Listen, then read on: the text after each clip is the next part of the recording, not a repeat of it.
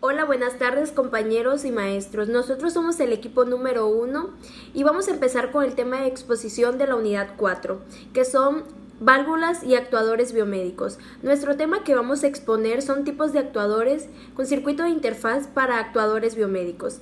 El equipo está conformado por Andrea Monreal, Jorge Mechor, Irving Sánchez y su servidora Carolina Valenzuela. Para empezar nuestro tema de exposición, vamos a definir qué es un actuador. Bueno, un actuador es un dispositivo capaz de generar una fuerza a partir de líquidos, de energía eléctrica y gaseosa. Básicamente el actuador va a recibir la orden de un generador o un controlador y va a dar una salida necesaria para activar un elemento final de control, como lo son las válvulas. Básicamente lo que nos menciona, el actuador es un dispositivo inherente mecánico cuya función es proporcionar una fuerza para mover o actuar con otro dispositivo.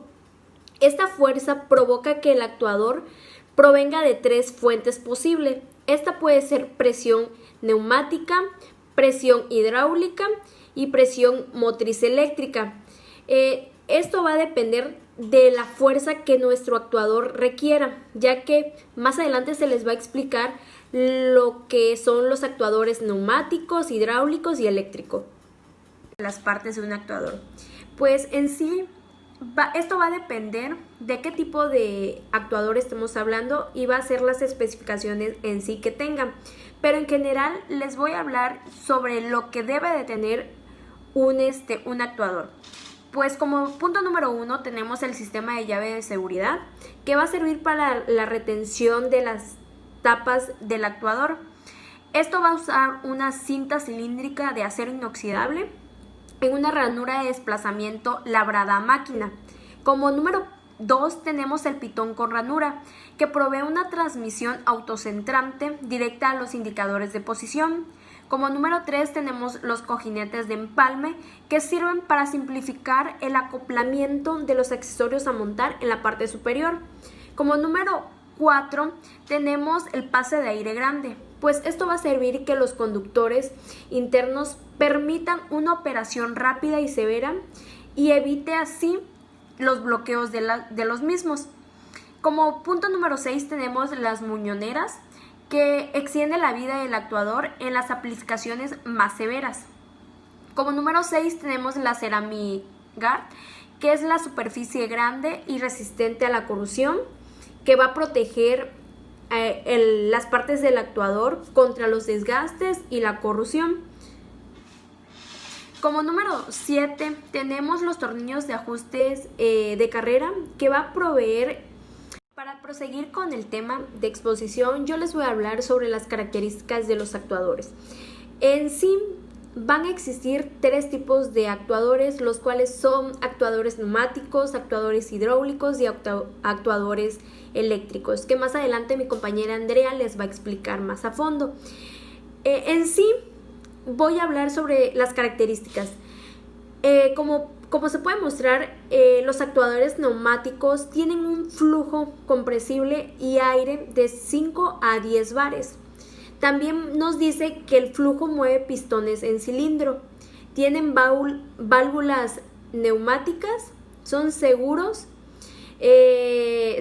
tienen poca exactitud en la posición final y son difíciles de controlar. En este aspecto o en estas características tenemos dos puntos, donde dice que el aire es demasiado compresible y la presión del compresor es inexacta.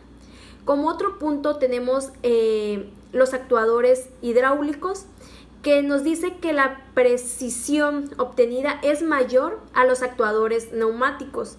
También en las características de los actuadores hidráulicos nos mencionan que permiten desarrollar elevadas fuerzas y pares. También tienen la estabilidad frente a cargas estáticas y se eleva la capacidad de carga y relación a potencia y peso.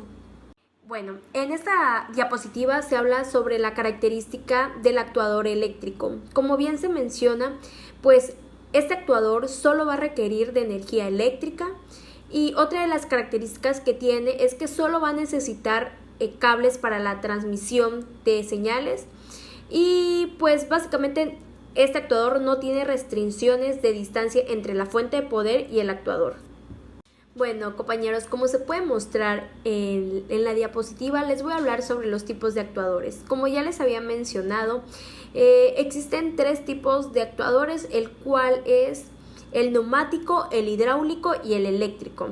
Pues como se puede mostrar en la diapositiva, tenemos una tablita en el cual se muestra como que las diferencias que tiene cada actuador y las especificaciones, tanto la fuerza generadora de movimiento, el elemento motriz, la transmisión de fuerza o torque y la conversión mecánica. Y ahorita mi compañera Andrea les va a especificar y les va a hablar acerca de cada uno en específico. Hola, yo les voy a hablar sobre los actuadores hidráulicos. Los actuadores hidráulicos son los que se consideran como los que tienen mayor antigüedad y estos pueden ser clasificados ya sea en la forma que operan o cómo funcionan. Y existen 3 grandes grupos, el cual es el cilindro hidráulico, el motor hidráulico y el motor hidráulico de oscilación. Por ejemplo, para que este pueda funcionar, se conecta la presión hidráulica a uno de los lados del émbolo y esto genera una fuerza en sentido de la expansión del espacio entre el émbolo y la pared del cilindro. Y pues mediante un dispositivo mecánico, ya sea un conjunto piñón o una veleta, el movimiento se transforma en rotatorio. Cabe recalcar que esto es el funcionamiento de un actuador hidráulico rotatorio. Aquí, como se muestra a continuación, hay ejemplos de un motor hidráulico de oscilación y de cilindros hidráulicos neumáticos. Como ya se les había explicado anteriormente, los actuadores hidráulicos se emplean cuando lo que se necesita es potencia y por otro lado los neumáticos son simplemente de posicionamiento.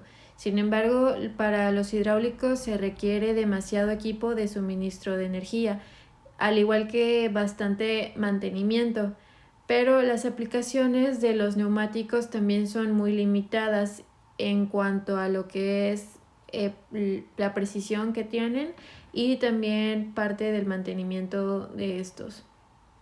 Los actuadores eléctricos también son muy utilizados en los aparatos mecatrónicos, como por ejemplo en los servomotores.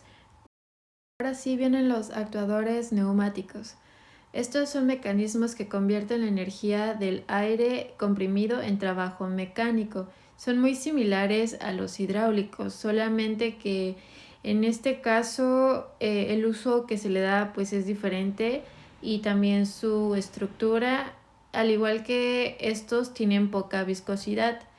Como ya vimos más o menos como para qué se usan, pues se pueden dar una idea de que esto sirve para los fuelles y diafragmas que utilizan aire comprimido y también, por ejemplo, los músculos artificiales de hule, que pues obviamente todo esto abarca lo que es ingeniería biomédica. Por ejemplo, los fuelles se pueden encontrar en los ventiladores, que es un equipo médico. En esta diapositiva que se muestra a continuación, podemos ver las diferentes clasificaciones de los actuadores neumáticos. En este caso está el cilindro, el motor rotatorio y los fuelles. Bueno, en lo que es el cilindro neumático entran los de defecto simple y defecto doble. En el motor neumático existen con engranaje, con veleta o con pistón. Y en el rotatorio está los multiveleta, igual con pistón o de ranura vertical y de émbolo. Ahora vienen los actuadores eléctricos. En estos hay diferentes tipos. Están los motores de corriente continua, los cuales son los más usados debido a su facilidad de control, y en este caso se utiliza en el propio motor en un sensor de posición para poder realizar dicho control, los cuales están controlados por inducción o controlados por excitación. Es decir, es inducido en esta situación en el estator y crea un campo magnético de dirección fija denominado excitación. Y también tenemos los motores de corriente alterna, que son asíncronos o síncronos, y los motores paso a paso, ya sea de imanes permanentes, de reluctancia variable e híbridos. Voy a hablar sobre las ventajas y desventajas de cada tipo de actuador. En el neumático, pues en las ventajas tenemos que es de bajo costo, es sencillo y es rápido, pero la desventaja es que requiere de una instalación especial, además que son muy ruidosos. En los hidráulicos, pues igual, son rápidos y tienen una alta capacidad de carga y presentan una estabilidad frente a cargas estáticas, pero igual que los neumáticos requieren una instalación especial y también son de difícil mantenimiento y son algo caros. En cuanto a los eléctricos, pues esos son precisos y pues son fiables. También son silenciosos y eso les da una gran ventaja y son de fácil instalación. Y la desventaja sería que su potencia es algo limitada.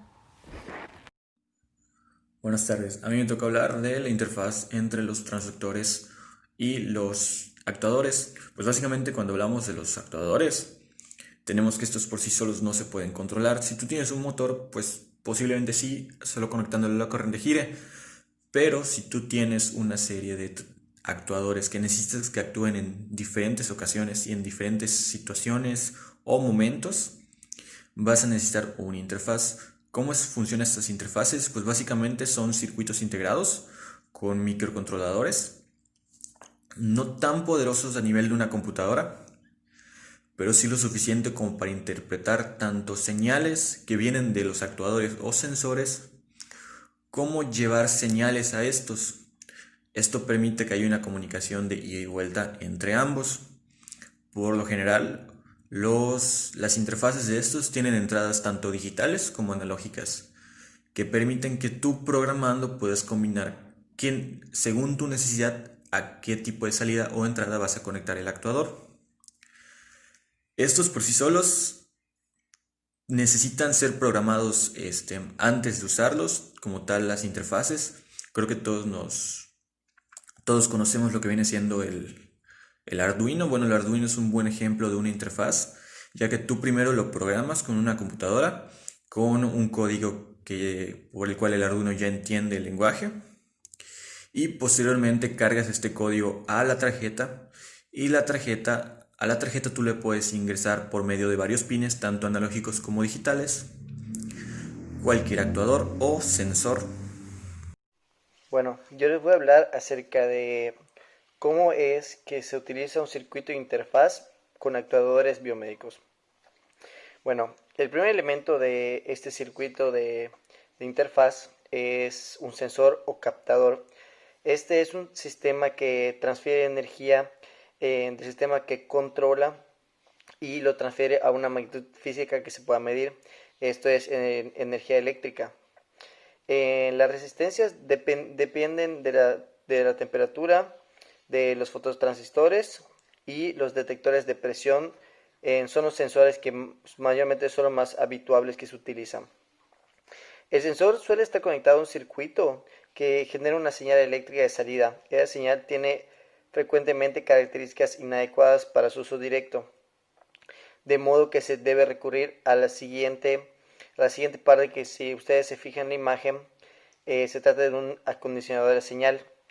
Este acondicionador de señal, su misión es adecuar a las características de la etapa siguiente y mejorar la calidad, puesto que la mayoría de los sensores proporcionan señales analógicas. Estas necesitan ser convertidas en digitales para posteriormente procesarlas. Esta función la desempeña en el siguiente, que va en el circuito que se ve en la imagen, que es un convertidor analógico digital, y los datos digitales se utilizan en el procesamiento digital, que es el siguiente paso en el circuito. Y para que estos datos sean procesados de acuerdo con su programación, la señal digital, después que ya son procesados, la señal digital debe ser aplicada en el sistema real, de modo que se necesita reconversión en analógica, función que ahorita cumple el convertidor digital. Bueno, ya que cumple su función, tiene una salida, y esta salida otro acondicionador la adecua a las necesidades específicas del elemento, que es lo que nosotros abordaremos más, que es el actuador. Y como ustedes saben, los actuadores son dispositivos que, siguiendo las órdenes del sistema de control, realizan acciones que repercuten de manera pues ahora sí que real o manera exacta, que en esos lados, en este caso, es utilizar energía eléctrica, neumática o hidráulica, realizan algunas acciones modificadoras de las propiedades del sistema. Unos ejemplos de esto, que son los que mayormente se utilizan en esos circuitos, son los motores, electroválvulas y lámparas, son los que mayormente se utilizan normalmente. Y eso sería todo.